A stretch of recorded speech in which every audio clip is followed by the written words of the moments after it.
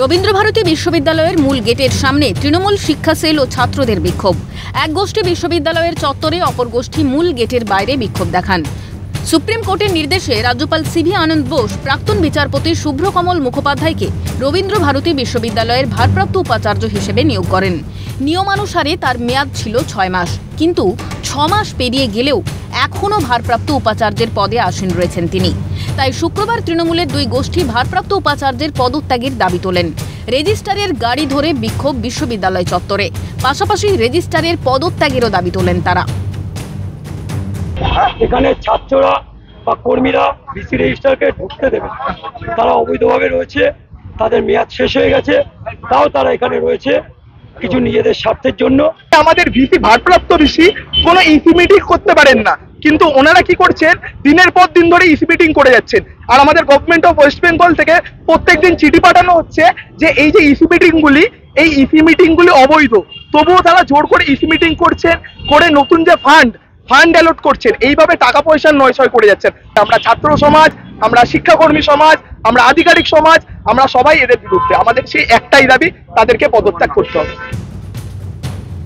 এদিকে বিক্ষোভের মাঝেই দেখা গিয়েছে তৃণমূলের গোষ্ঠীদ্বন্দ্ব।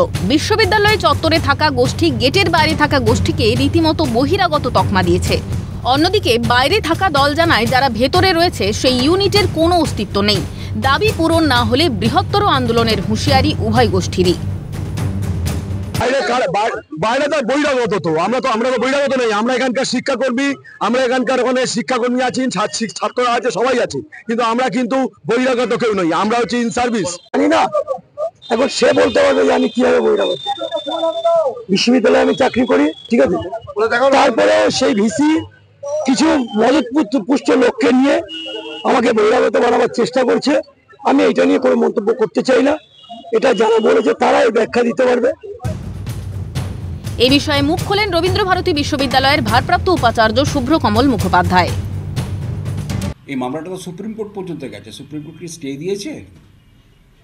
যেহেতু আমি সুপ্রিম কোর্টের থেকে স্টে পাইনি, আমি বাজারে গরম করে লোকের উপর প্রেশার ক্রিয়েট করব, সেটা তো কোনো কাজের কথা হলো না। আমাদের ইউনিভার্সিটিতে অনেক কিছুই হয়নি। আমার কোনো কাজ আপনাদের পছন্দ না হলে চ্যালেঞ্জ করুন, কিন্তু গোলমাল করে কী হবে? আমাকে ভয় দেখিয়ে অর্ডার চেঞ্জ করাতে পারবে না। আমি আশা বন্ধ করে দেবো। ইউনিভার্সিটি যেখানে যাবে, আমি কি বলবো? জানি থাকি যে সুপ্রিম কোর্টের কিন্তু নির্দেশ ছিল, সেই নির্দেশের প্রেক্ষিতে রাজ্যপালের তরফ থেকে কিন্তু উপাচার্য নিয়োগ হয় এবং তারপরে পরবর্তী সময় সেই উপাচার্য একজন রেজিস্ট্রারকেও কিন্তু নিয়োগ করেন। দুজনকে কিন্তু অবৈধ বলছে এই তৃণমূল শিক্ষা বন্ধু সমিতির তরফ থেকে। ক্যামেরায় শান চক্রবর্তীর সঙ্গে অভিরূপা হাজরা ও শান্তনু সাহার রিপোর্ট, ক্যালকাটা নিউজ।